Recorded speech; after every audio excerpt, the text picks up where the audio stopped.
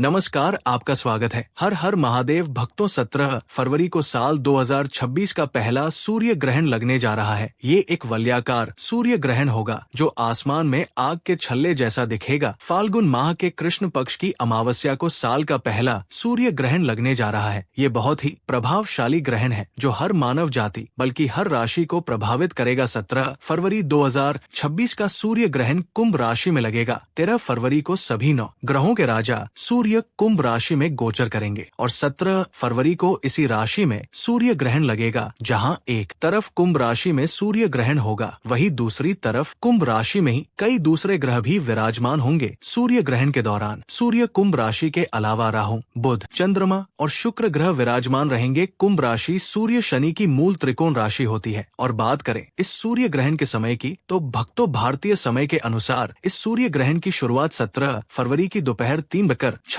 पर हो जाएगी और सूर्य ग्रहण की समाप्ति 17 फरवरी की रात 7:57 पर होगी। इस सूर्य ग्रहण की कुल अवधि 4 घंटे 32 की रहेगी। चलिए जानते हैं कि ये सूर्य ग्रहण कहाँ दिखाई देगा। तो भक्तों, ये सूर्य ग्रहण दक्षिण अमेरिका, अर्जेंटीना, चिली, दक्षिण Africa, Antarctica, Morris, Tanzania, Zimbabwe, Zambia, Namibia, Botswana, Mozambique, Hind महासागर व प्रशांत महासागर में दिखाई देगा। हालांकि 17 फरवरी का लगने वाला सूर्य ग्रहण भारत में दिखाई नहीं देगा। ये सूर्य ग्रहण भारत के किसी भी शहर से दृश्य नहीं होगा। और अब जानते हैं इस सूर्य ग्रहण के सूतक काल के बारे में। तो भक्तों, क्योंकि ये सूर्य ग्रहण भारत में दिखाई नहीं देगा, इसीलिए इस सूर्य ग्रहण का सूतक काल भी भारत में माना नहीं जाएगा। इसलिए भारत में इस सूर्य ग्रहण का कोई धार्मिक या ज्योतिषीय प्रभाव नहीं माना जाएगा। लेकिन जिन देशों में ये सूर्य ग्रहण दिख रहा है, वहाँ पर इसका सूतक काल ग्रहण शुरू होने के ठीक 12 घंटे पहले ही शुरू हो जाएगा, जो कि सूर्य ग्रहण के साथ समाप्त होगा। क्योंकि ये ग्रहण भारत में दिखाई नहीं दे रहा है, इसीलिए भारत में सूतक के नियमों का पालन नहीं किया जाएगा। लेकिन जहाँ पर ये ग्रहण दिखाई देगा, वहाँ पर ग्रहण व सूतक के नियमों का पालन होगा। खासकर गर्भवती महिलाओं को ग्रहण के समय खास सावधानी रखनी होगी। हालांकि ये सूर्य ग्रहण भारत में दिखाई नहीं देगा, लेकिन जब भी ग्रहण जैसी घटना होती है तो उसका प्रभाव हर राशि, हर जीव जंतु और हर मानव जाति पर पड़ता है। ज्योतिष के अनुसार सूर्य ग्रहण को अशुभ घटना माना जाता है, क्योंकि सूर्य ग्रहण के दौरान सूर्य देवता पीड़ित अवस्था में होते हैं और अशुभ फल देने लगते हैं। ग्रहण के दौरान किसी भी शुभ काम को करने की मनाही है। भक्तों, शास्त्रों के अनुसार ग्रहण के दौरान कुछ कार्यों को करने की मनाही होती है, जिन्हें ग्रहण के दौरान कभी नहीं करना चाहिए। जैसे ग्रहण के समय भगवान की मूर्ति का स्पर्श वर्जित हो जाता है। जहाँ पर ग्रहण दिखाई देता है, वहाँ पर सूर्य ग्रहण के समय मंदिर में पर्दा डाल देना चाहिए और इस दौरान मूर्तियों का छूना भी वर्जित हो जाता है। इसके अलावा ग्रहण के दौरान भोजन नहीं करना चाहिए, किंतु गर्भवती महिला, बच्चे, बूढ़े, रोगी अगर जरूरत महसूस हो या दवा, पानी आदि लेने की आवश्यकता हो तो वो ले सकते हैं। बस आप ग्रहण शुरू होने से पहले अपने खाने और पीने की चीजों में तुलसी का पत्ता अवश्य डाल लें। सूर्य ग्रहण के दौरान रसोई से जुड़ा कोई भी कार्य नहीं करना चाहिए। इस दौरान भोजन भी नहीं बनाना चाहिए, गैस नहीं जलानी चाहिए। ग्रहण के समय कपड़ा व बर्तन भी नहीं धोने चाहिए। भक्तों, ग्रहण के समय झूठ, कपट व बुरे विचारों से परहेज करना चाहिए। आप सूर्य ग्रहण के समय मांस मदिरा का सेवन ना करें। सूर्य ग्रहण के दौरान काम वासना से भी दूर रहना चाहिए। इसके अलावा सूर्य ग्रहण होने पर कभी भी सुई से जुड़ा काम नहीं करना चाहिए। इससे ग्रहण का बुरा प्रभाव जीवन पर पड़ सकता है। गर्भावस्था के समय महिलाओं को विशेष सावधानी बरतने की सलाह दी जाती है और जब ग्रहण का समय आता है तो पारंपरिक मान्यताओं के अनुसार ये सावधानी और भी बढ़ जाती है। ऐसा माना जाता है कि ग्रहण के दौरान गर्भवती महिलाओं को किसी भी प्रकार का काटने छिलने वाला काम नहीं करना चाहिए। चाहे वो सब्जी काटना हो, फल छीलना हो या किसी भी तरह का धारदार औजार इस्तेमाल करना हो, इन सब से दूरी बनाए रखना बेहतर समझा जाता है। लोक विश्वास है कि इस अवधि में नुकीली चीजों का उपयोग गर्भ में पल रहे शिशु पर प्रतिकूल असर डाल सकता है। इसलिए परिवार के बड़े बुजुर्ग हमेशा इस बात पर जोर देते हैं कि इस समय आराम करें और खुद को सुरक्षित रखें। इसी तरह ग्रहण की घड़ी में अनावश्यक मनोरंजन से भी बचने की सलाह दी जाती है। कहा जाता है कि ये समय आत्मचिंतन, शांति और आध्यात्मिक साधना के लिए अधिक उपयुक्त होता है। सिलाई कढ़ाई, बुनाई, बाल संवारना, सिर में तेल लगाना, नाखून काटना या दांत साफ करना जैसे दैनिक कार्यों को भी इस अवधि में टाल देना चाहिए। धार्मिक परंपराओं के अनुसार ग्रहण के दौरान यात्रा करना भी शुभ नहीं माना जाता। इस समय पेड़ों से पत्ते, फूल या लकड़ी तोड़ना उचित नहीं समझा जाता और किसी भी नए या मांगलिक कार्य की शुरुआत करने से भी लोग परहेज करते हैं। ग्रहण के दौरान सोने की बजाय जागकर ईश्वर का स्मरण करना श्रेष्ठ माना गया है। बहुत से लोग इस समय मंत्र जाप, ध्यान या धार्मिक ग्रंथों का पाठ करते हैं ताकि मन शांत रहे और सकारात्मक ऊर्जा बनी रहे। मान्यता है कि ग्रहण के समय घर से बाहर निकलने से बचना चाहिए, क्योंकि इससे कार्यों में रुकावटें आ सकती हैं। इसलिए लोग कोशिश करते हैं कि इस अवधि में घर के भीतर ही रहें और यात्रा की योजनाएं टाल दें जितना संभव हो सके। गुरु मंत्र या अपने इष्ट देव के नाम का जप करना शुभ माना जाता है। सूर्य ग्रहण के समय विशेष रूप से सूर्य मंत्रों का उच्चारण करने की परंपरा भी प्रचलित है। जब ग्रहण समाप्त हो जाता है तब स्नान करके शुद्ध वस्त्र धारण करने की परंपरा है। कई लोग स्नान के जल में गंगा जल मिलाकर पवित्र स्नान करते हैं। इसके बाद दान पुण्य करने को भी अत्यंत फलदायी माना गया है। जरूरतमंद लोगों या ब्राह्मणों को अन्न, वस्त्र